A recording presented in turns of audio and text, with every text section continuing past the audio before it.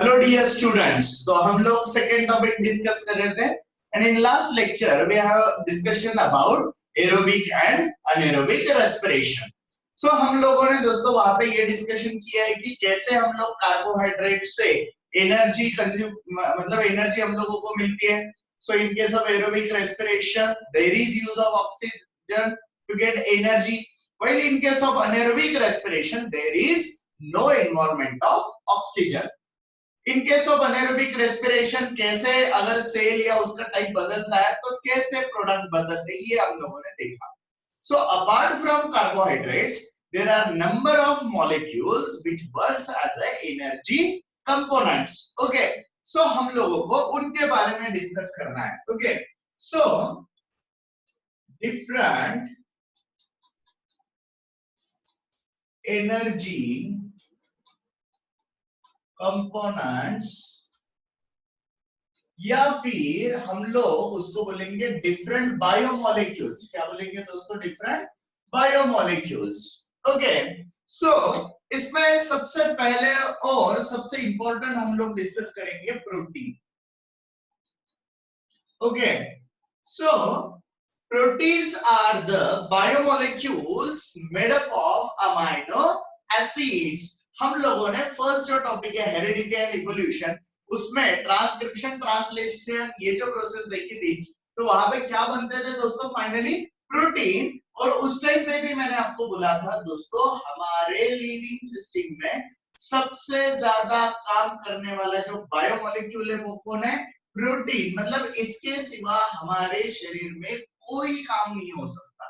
Okay, so proteins are made up of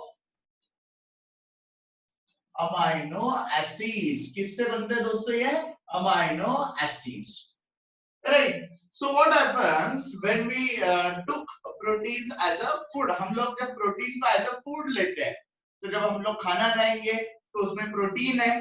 अब ये protein सीधा हमारे शरीर में जाके काम कर सकते हैं क्या? नहीं। ये अच्छे से ध्यान में रखो। हम लोग बोलते हैं कि हम लोगों ने प्रोटीन रिच फूड खाना चाहिए। यस, खाना चाहिए, लेकिन ये प्रोटीन हमारे शरीर में जाके काम करते हैं क्या? नहीं।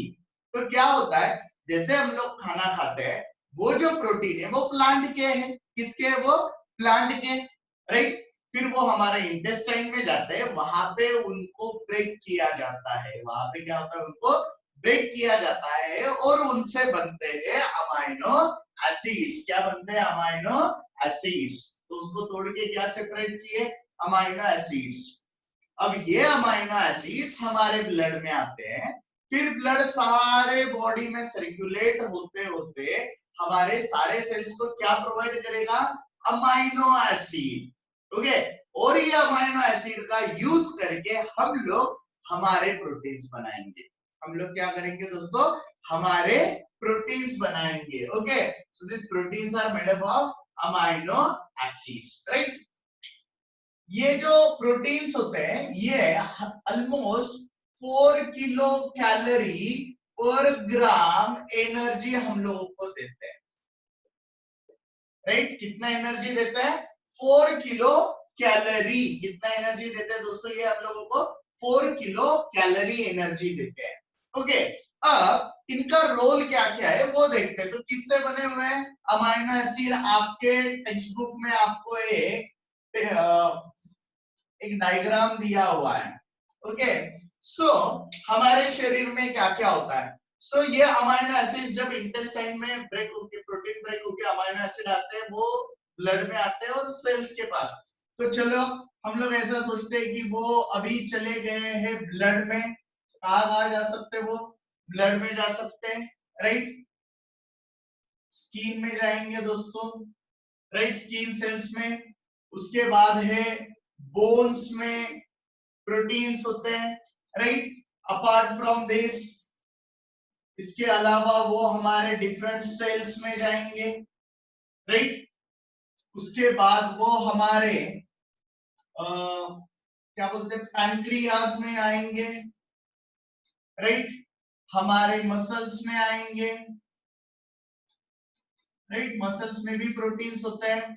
ओके, उसके बाद हमारी एक मास्टर ग्लैंड होती है, पिट्यूटरी ग्लैंड, ओके सो दोस्तों ये तो बहुत कम एग्जाम्पल है ना। प्रोटीन के सिवा तो हमारे शरीर का एक सिंगल रिएक्शन भी नहीं हो सकता, लेकिन आपको उसमें से कुछ एग्जाम्पल्स दिए हुए हैं। सो हमारे स्किन में मेलानिन एंड केराटिन नाम के प्रोटीन्स है, right. So these proteins are made up from amino acids, है ना। तो हमारी स्किन जो बनी हुई है वो ये प्रोटीन से बनती है, right. In case of bone there is ossein, ossein नाम का प्रोटीन है। तो हमारे बोन भी प्रोटीन के सिवा नहीं है। सेल्स में डिफरेंट सेल मेम्ब्रेन्स,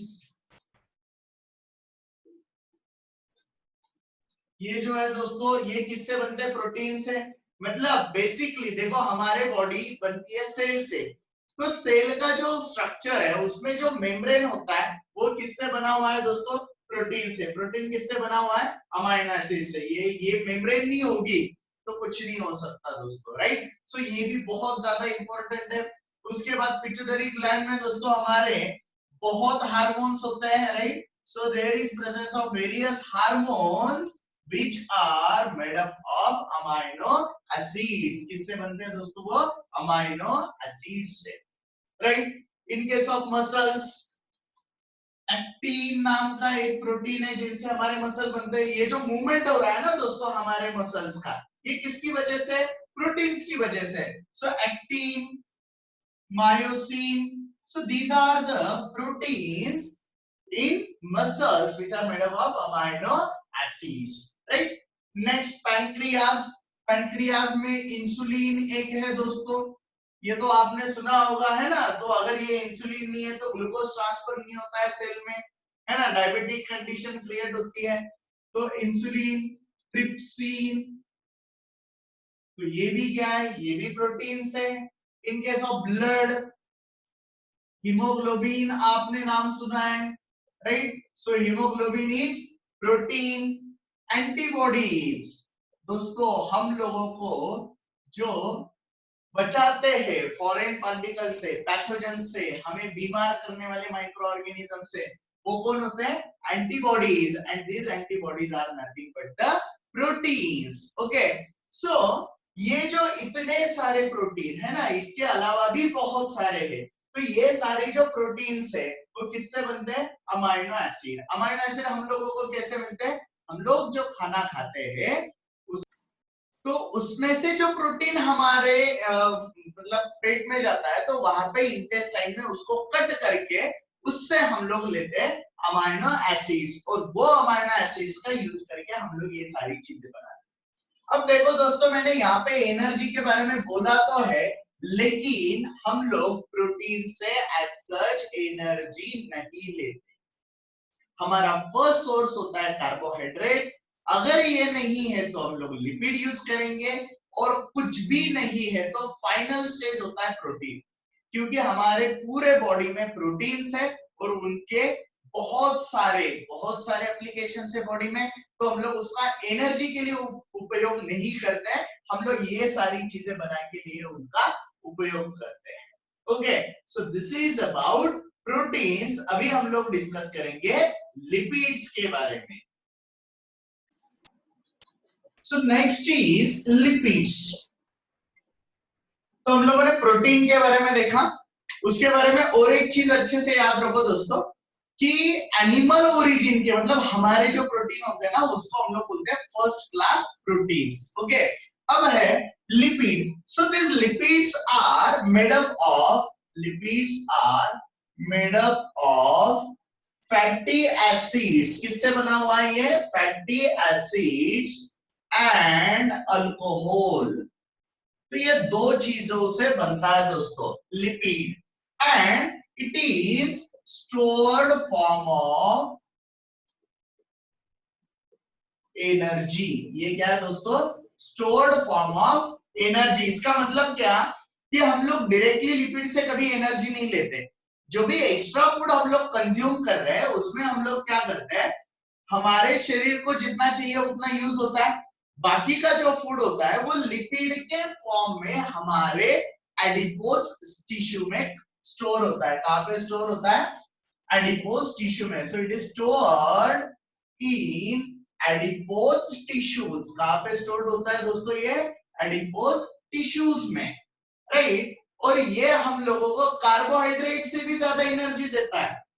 हम लोग इसको स्टोर करके रखते हैं, है ना। हमारे जैसे बैलेंस होता है वैसे ये भी एक बैलेंस ही है हमारे शरीर का।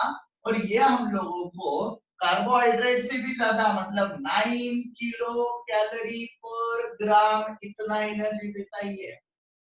कितना? 9 किलो कैलोरी पर ग्राम, राइट। लेकिन ये हमारा पहला सोर्स है क्या? नहीं। पहले कौन होगा? कार्बोहाइड्रेट। वो खत्म हुआ तो बॉडी किसको यूज करेगी? लिपिड्स को। किसको यूज करेगी? लिपिड्स को, right. So it is made up of fatty acids and alcohol. अब क्या होता है, ये जो फैटी एसिड्स है दोस्तों, राइट, फैटी एसिड्स का हमारे बॉडी में क्या क्या रोल है? जैसे हम लोगों ने लिपिड्स कंज्यूम किए तो बॉडी ने क्या किया? उसके दो भाग कर दिया, अल्कोहल सेपरेट कर दिया, फैटी एसिड्स सेपरेट कर दिया। नाउ दिस फैटी एसिड्स मतलब एनर्जी के अलावा, एनर्जी के अलावा इसके उपयोग क्या क्या बॉडी में? पहला, राइट, हम लोग बनाएंगे इससे फॉस्फोलिपिड। क्या बनाएंगे इससे? फॉस्फोलिपिड। तो हमारे जितने भी सेल मेम्ब्रेन है वो किससे बनते हैं? फॉस्फोलिपिड से, है ना। दो मेजर कंपोनेंट होते हैं सेल मेम्ब्रेन के, फॉस्फोलिपिड एंड प्रोटीन्स। तो प्रोटीन्स के बारे में भी मैंने आपको बोला। अब दूसरा कंपोनेंट क्या होता है? फॉस्फोलिपिड। किससे बनता है? Fatty acid. फैटी एसिड्स किससे आते हैं दोस्तों? लिपिड से। Okay, so major component of cell membrane. तो हमारे सारे सेल मेम्ब्रेन का जो बेस है वो फॉस्फोलिपिड है, और उसमें जो ट्रांसपोर्टेशन होता है उसके जो कैरेक्टरिस्टिक्स है वो प्रोटीन की वजह से, राइट। सो सबसे पहले अब क्या है इसका application? It is production of phospholipids. Next, hormones, right. हमारे जो हार्मोन्स होते हैं, राइट, जिनको हम लोग स्टेरॉइड हार्मोन्स बोलते हैं, वो फैटी एसिड से बनते हैं। Like progesterone, estrogen, testosterone. So these hormones are produced from fatty acids. किससे बनते हैं दोस्तों ये? fatty acids. Next, sheath of axon cells और nerve cells लिखेंगे हम लोग।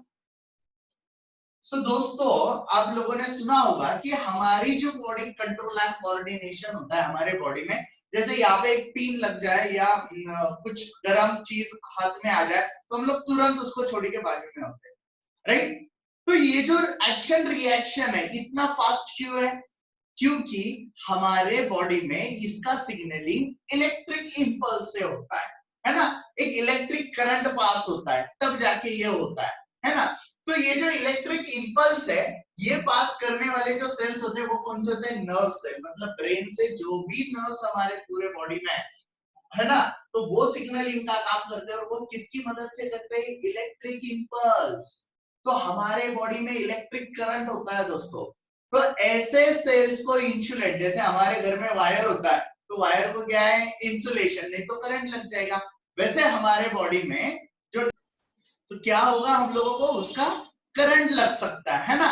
तो हमारे शरीर में भी जो इलेक्ट्रिक इंपल्स है वो किसकी वजह से होता है? Nerve cell. तो उनको कवर करने का, है ना। So insulation of nerve cells. So ये जो काम होता है ये कौन करता है दोस्तों? Fatty acids. और ये फैटी एसिड हम लोगों को कहां से मिलते हैं? लिपिड से। Okay, so apart from giving energy, कितना एनर्जी देता है? 9 किलो कैलोरी पर ग्राम। इसके अलावा ये सारी इसके फंक्शंस है हमारे बॉडी में। ओके, सो इसलिए लिपिड्स बहुत इंपॉर्टेंट है। ओके, अब नेक्स्ट हम लोग इसके अलावा डिस्कस करेंगे vitamins. So vitamins, so these are the heterogeneous compounds. These are heterogeneous compounds. Heterogeneous मतलब क्या, अलग अलग मॉलिक्यूल से ये बना हुआ है ना, जैसा प्रोटीन कंपल्सरीली अमाइनो एसिड है ना, लिपिड्स फैटी एसिड्स, तो ये थोड़ा अलग अलग कंपोनेंट से बना हुआ होता है, इसलिए हम लोग बोलते हैं heterogeneous. So vitamins are heterogeneous compounds and essential for, ये बहुत इसेंशियल होता है दोस्तों, कम क्वांटिटी में लगता है लेकिन बहुत इसेंशियल होता है. सो इसेंशियल फॉर वेरियस प्रोसेसेस, बहुत सारे ऐसे प्रोसेसेस हैं जिनका प्रॉपर कोऑर्डिनेशन होने के लिए, प्रॉपर परफॉर्म होने के लिए हम लोगों को क्या चाहिए, विटामिन्स. अगर विटामिन्स नहीं है दोस्तों तो ये रिएक्शंस हमारे बॉडी में प्रॉपरली नहीं हो सकते, इसलिए विटामिन्स बहुत इंपॉर्टेंट है, राइट. तो हमारे शरीर में एक्चुअली कितने विटामिन्स हैं, A B C D E K, right. So these are the vitamins हमारे बॉडी में, ये विटामिन्स है 6, that is A D E K and B सी. इनको मैंने अलग अलग क्यों लिखा है, because this A D E K are fat soluble, मतलब ये ऑयल में सोल्यूबल है दोस्तों ये vitamins, and this B and C are water soluble vitamins. ये कैसे है दोस्तों, water soluble vitamins. Okay, now इनका जैसे हम लोग एक फंक्शन लेते हैं कि हमारे बॉडी में, जैसे हम लोगों ने जो रेस्पिरेशन के रिएक्शन देखे उसमें आपने FADH2 एंड NADH2 का नाम सुना है ना. तो ये क्या करते हैं दोस्तों, ये एनर्जी कैरियर है, ये ऑक्सीडेशन रिडक्शन के कंपोनेंट है, तो इनको हम लोग बोलते हैं कोएंजाइम. ओके, तो इन्होंने हाइड्रोजन कैरी किया और उससे हम लोगों को फाइनली ETC में क्या दिए थे, ATP दिए थे. Okay, so this FADH2 is made up from riboflavin, that is vitamin B2. किससे बना है दोस्तों ये vitamin B2, and this NADH2 that is nicotinamide. So nicotinamide किससे बनता है, ये nicotinamide that is vitamin B5. Okay, सो ये सारी चीजें आपको विटामिन्स के बारे में याद रखनी है, that vitamins are heterogeneous compound, essential for various processes. बहुत सारे रिएक्शन है जो विटामिन के सिवा नहीं होने वाले. इनके कितने टाइप्स है हमारे बॉडी में, 6, ए D E K and B C. A D E K are fat soluble while B and C are water soluble. उसके एग्जांपल देखिए, FADH2 हम लोगों ने सुना है, क्या किससे बनता है, riboflavin that is vitamin B2. NADH2 किससे बनता है, nicotinamide that is vitamin B5. तो हम लोगों ने इनके फुल फॉर्म भी देखे थे, flavin adenine dinucleotide, nicotinamide adenine dinucleotide. Okay, so this is about vitamins which are very essential for each and every reaction in our body and they required in very minute quantity, मतलब बहुत कम quantity में चाहिए लेकिन चाहिए. अब next हम लोग देखेंगे water and fibre. Water, so almost 65 to 70% हमारे बॉडी में क्या होता है, water. Okay, so 65 to 70% in our body there is presence of water. क्या है दोस्तों हमारे बॉडी में, वाटर है. Each and every cell, right, every cell almost have 70% water. कितना परसेंट वाटर है हर एक सेल में, 70%, इससे ज्यादा भी होता है. ओके, एंड ब्लड प्लाज्मा, मतलब जो हमारा ब्लड है दोस्तों, ब्लड प्लाज्मा हैज 90% वाटर. कितना परसेंट वाटर है, 90% वाटर. और दोस्तों अच्छे से याद रखो, वाटर के कुछ प्रॉपर्टीज है. ओके, और जो भी मतलब हमारे बायोमोलिक्यूल्स है वो उसमें सोल्यूबल है. अगर वाटर प्रेजेंट नहीं होगा या थोड़ा भी लॉस होता है तो भी हमारे शरीर के कोई रिएक्शंस प्रॉपरली नहीं हो सकते. ओके, सो इसलिए वाटर बहुत इंपॉर्टेंट है. So it requires for proper solubilization of biomolecules,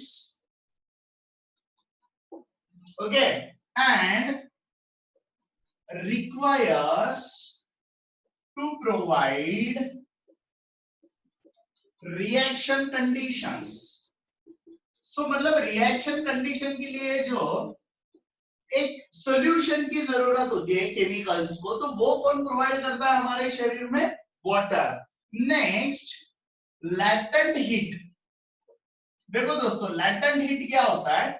जैसे पानी का एक कैरेक्टरिस्टिक है, वो जब तक मतलब जैसे हम लोगों ने पानी ले लिया, आप ये दिनों में अगर देखते हो इन समर डेज, ओके, आप लोग किसी नदी पे या पानी के यहाँ पे चले जाओ, वहां पे आपको थोड़ा सा ठंडा लगता है. ओके, पानी ठंडा होता है. क्यों होता है? क्योंकि वाटर की क्या प्रॉपर्टी है, जब तक एंड मॉलिक्यूल है ना, उसके सारे मॉलिक्यूल्स 1 डिग्री से नहीं बढ़ेंगे तब तक वो टेम्परेचर 1 डिग्री से नहीं बढ़ेगा. मतलब आप हीट देते रहो, वो हीट एब्जॉर्ब करता रहेगा. जब सारे मॉलिक्यूल्स तक ये हीट पहुंचेगा तब 1 डिग्री से इंक्रीज होगा, और तभी 1 डिग्री से डिक्रीज भी होगा. तो इसको हम लोग क्या बोलते हैं? Latent heat. क्या बोलते हैं? Latent heat. So it is to control body temperature. तो हमारे बॉडी का जो 37 होता है ना दोस्तों टेम्परेचर, हमेशा इसमें सबसे इंपॉर्टेंट रोल है वाटर का. अगर वाटर नहीं होगा तो बॉडी टेम्परेचर मेंटेन नहीं हो सकता है. ओके, नेक्स्ट, फॉर ऑस्मोसिस, मतलब कुछ बायोमोलिक्यूल शरीर के बाहर डालने, कुछ अगेन एब्सॉर्ब करने, तो ये सारी चीजें किसकी वजह से होती है? वाटर की वजह से, है ना. सो it is water and salt concentration, जो होता है water and salt concentration maintenance, तो इसको हम लोग बोलते हैं ऑस्मोसिस. तो ये भी किसकी वजह से है दोस्तों? वाटर की वजह से. तो अगर वाटर नहीं होगा तो हम लोगों के शरीर में रिएक्शंस प्रॉपर्ली नहीं हो सकते. So this is about water. Next हम लोगों को देखना है दोस्तों फाइबर्स के बारे में. क्या है आपको दिया हुआ? फाइबर्स के बारे में. तो हम लोग जो भी फ्रूट्स, वेजिटेबल्स वगैरह ये एज अ फूड जो कंज्यूम करते हैं, उसमें क्या होता है? फाइबर्स होते हैं. क्या होते हैं दोस्तों? उसमें फाइबर्स होते हैं, and they help in digestion and digestion and digestion of food. So जो हम लोग खाना कंज्यूम कर रहे हैं उसको डाइजेशन करने के लिए कौन मदद करता है? फाइबर्स. ओके, डाइजेशन मतलब जो वेस्ट मटेरियल है उसको बाहर डालने में अगेन कौन मदद करता है? Fibres. So fibres are also very important. आप लोगों ने सुना होगा कि जो दाल के ऊपर के जो कवर्स होते हैं, है ना, या ग्रेन्स के ऊपर के जो कवर्स होते हैं, फ्रूट्स, ये हम लोगों ने ज्यादा कंज्यूम करने चाहिए ताकि हमारा पेट या हमारा डाइजेशन अच्छा रहता है. उसका रीजन क्या है? that they are containing these fibers. क्या कंटेंट करते हैं दोस्तों? वो fibers. Okay, so this is about different energy components of our body, yeah, different biomolecules of our body. In next lecture we will discuss about mitosis. Okay, so अगर आपको दोस्तों ये lectures अच्छे लगते हैं तो आप लाइक और सब्सक्राइब करना मत भूलिए. Okay, thank you.